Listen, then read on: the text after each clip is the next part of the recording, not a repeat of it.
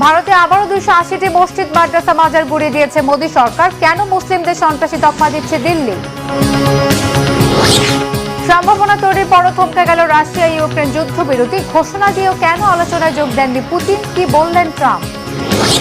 কাশ্মীর ইস্যুতে পাক প্রধানমন্ত্রীর আলোচনার প্রস্তাব নাকচ ভারতের। কেন তারা বৈঠক চান না? কি বলছেন রাজনাথ সিং? আসসালামু আলাইকুম, দেখছিলেন Bangla vision world news headline. এবারে বিস্তারিত।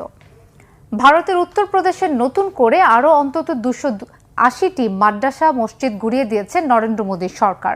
রাজ্য সরকারের অভিযোগ, মুসলিমদের এসব ধর্মীয় স্থাপনায় উগ্রপন্থী ও সন্ত্রাসীদের প্রশিক্ষণ দেওয়া হচ্ছে।